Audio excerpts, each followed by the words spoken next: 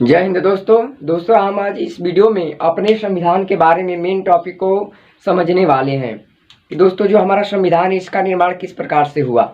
देखिए दोस्तों, हमारा संविधान जो है इसे आवर कॉन्स्टिट्यूशन के नाम से जाना जाता है। देखिए दोस्तों, जब हमारा संविधान निर्माण की बात आती है तो इसके लिए सबसे पहले जो है हमारा एक संविधान सभा बनाया गया और इस संविधान सभा का गठन जो है जुलाई 1946 को किया गया। इस संविधान सभा में 389 लोग थे। कितने लोग थे? 389 लोग थे।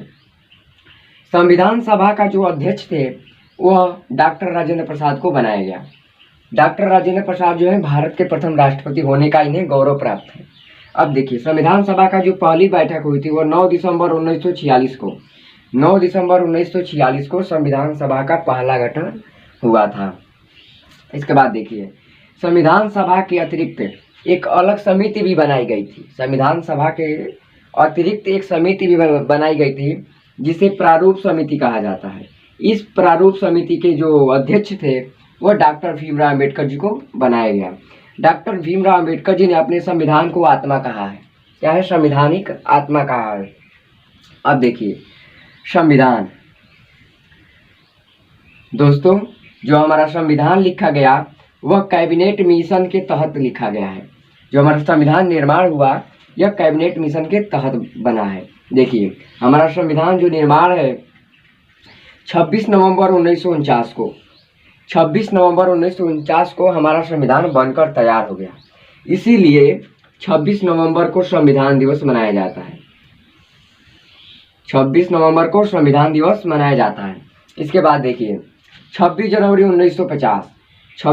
1950 को हमारे पूरे देश में संविधान को लागू कर दिया गया। 26 जनवरी 1950 को, जिसके कारण 26 जनवरी को गणतंत्र दिवस मनाया जाता है। ठीक, अब देखिए, जो हमारा संविधान बना इसमें 22 भाग हैं। हमारे संविधान में 22 भाग हैं और हमारे संविधान में 395 अनुच्छेद हैं।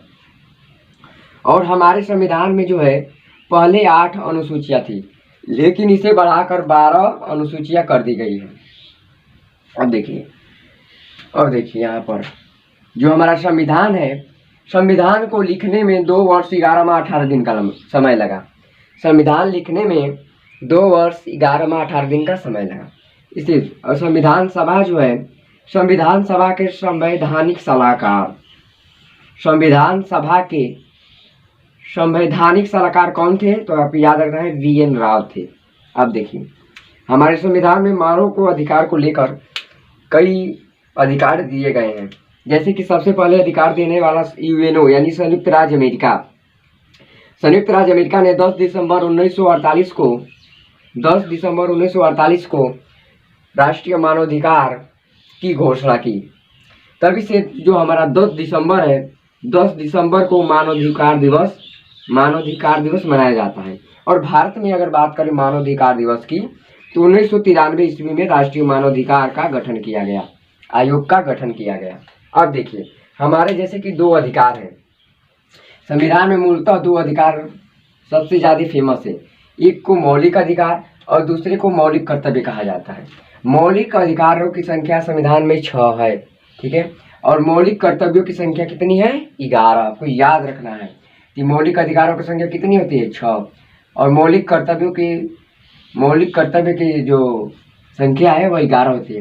NCERT की अगर आप पुस्तक देखेंगे तो उसके पीछे वाले पृष्ठ पर जो है हमारे मौलिक जो कर्तव्य हैं वो दिए होते हैं। यह मौलिक कर्तव्य जो है संविधान में सरदार स्वर्ण सिंह के प्रयास द्वारा मौलिक कर्तव्य को बाद में जोड़ा गया, ठीक है। अब देखिए, जो हमारा मौलिक अधिकार है यह अमेरिका के संविधान से लिया गया है। जो हमारा मौलिक अधिकार है यह अमेरिका के संविधान से लिया गया है। अब देखिए, शिक्षा का अधिकार, यानी जो हमारा मौलिक अधिकार है उनमें से एक है शिक्षा का अधिकार। देखिए, पहले शिक्षा का अधिकार जो है मौलिक अधिकार नहीं था, वहाँ पर उसके स्थान पर संपत्ति का अधिकार था, लेकिन संपत्ति का अधिकार को हटा दिया गया और उसके स्थान पर शिक्षा का अधिकार दिया गया। देखिए, 2002 में 86वें अनुच्छेद, यानी जो 86वें अनुच्छेद है उसके 21 क में बाल शिक्षा अधिनियम यानी बाल शिक्षा आयोग का गठन किया गया। संविधान के 86वें अनुच्छेद के 21 क में 2002 में शिक्षा का अधिकार दिया गया। अब देखिए 2009 में भारत सरकार द्वारा बाल शिक्षा अधिनियम 2009 में बाल शिक्षा अधिनियम भी चलाया गया। अब देखिए बच्चों को लेकर, जैसे कि पहले क्या होता था कि जो भी 14 वर्ष से कम है उन्हें ले जाकर फैक्ट्री या अन्य जगहों पर कार्य करवाया जाता था छोटे बच्चों से, लेकिन इसके लिए बचपन बचाओ आंदोलन चलाया गया। क्या है बचपन बचाओ आंदोलन? क्या है बचपन बचाओ आंदोलन?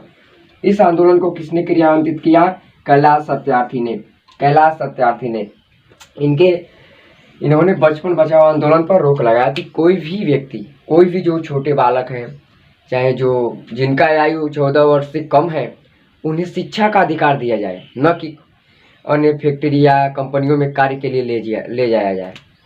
तो इनके लिए इस कार्य हेतु कैलाश सत्यार्थी जी को शांति के क्षेत्र में नोबेल पुरस्कार से भी सम्मानित किया गया।